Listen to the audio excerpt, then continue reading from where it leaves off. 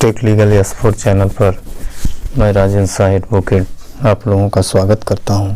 साथियों, आज diary number 36,632/2012 SEBI versus Sahara India real estate corporation limited, जिस शार्ट में SIRCL एंड अदर्स की महत्वपूर्ण सुनवाई सुप्रीम कोर्ट में कोर्ट नंबर 8 में लिस्टेड थी, जो 56 नंबर पर सुनवाई होने वाली थी आज।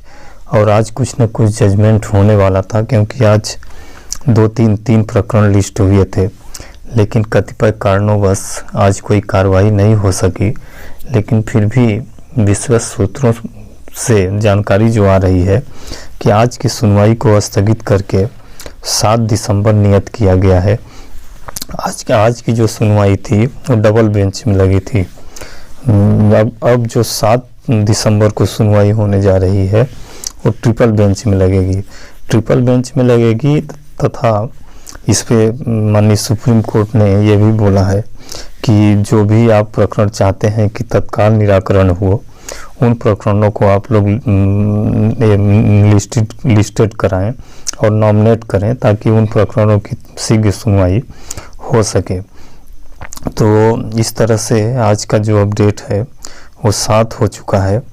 आज जो प्रकरण लगे थे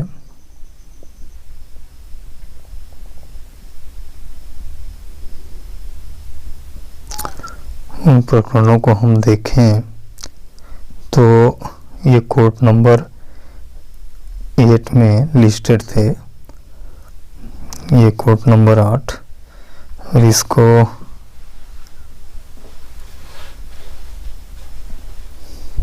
ये देखिए, ये 56 नंबर पर लिस्टेड था कोर्ट नंबर 8 में। ऑनरेबल जस्टिस संजय खन्ना और जस्टिस M सुंदरेश के कोर्ट में ये था। ये पहला केस था अपना security and exchange board of India versus Sahara Subrata Roy Sahara and other.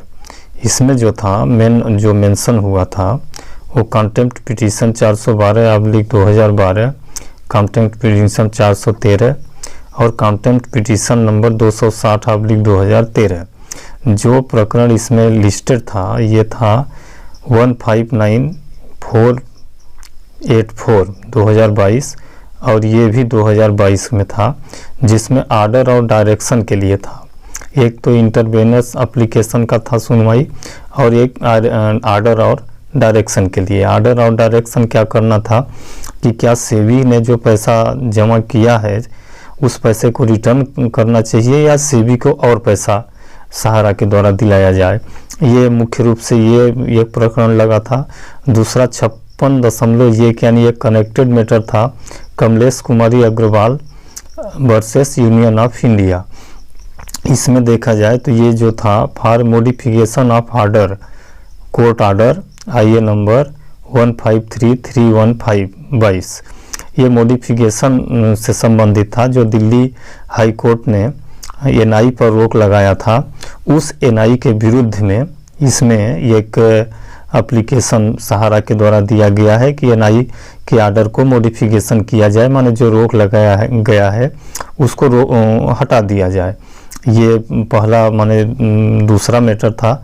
और तीसरा मैटर था Vandana Bhargava versus security exchange board of India versus SEBI.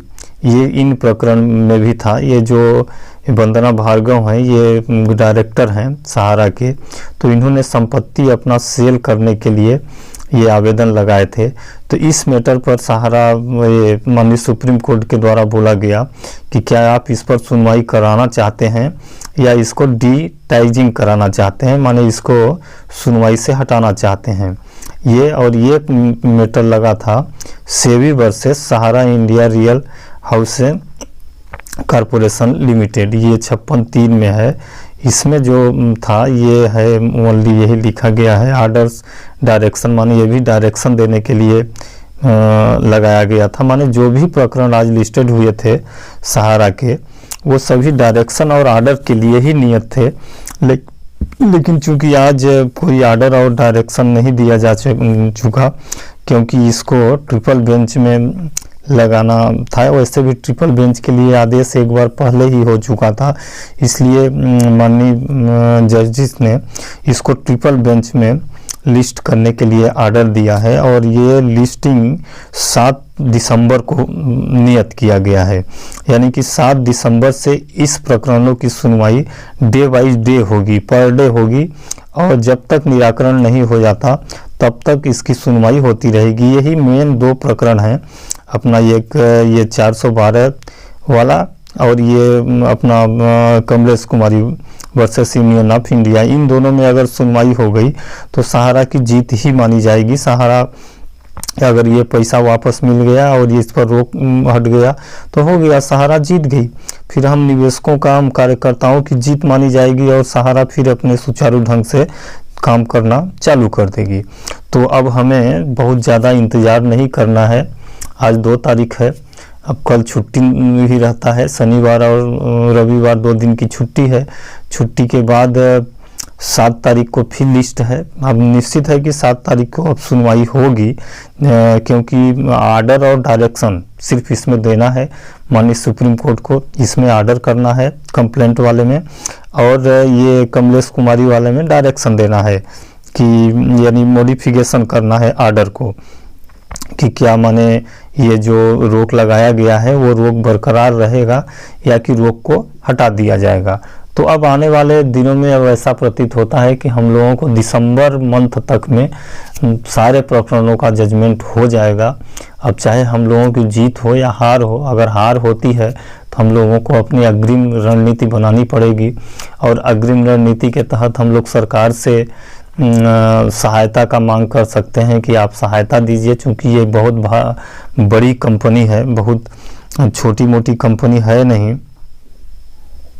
क्योंकि इससे लाखों लोगों का पेट पलता है, लाखों लोगों का इसमें भरण पोषण होता है, लाखों तो कर्मचारी हैं तथा करोड़ों इसमें कार्यकर्ता हैं जिनका भी रोजी रोटी इसी कंपनी से चलता है।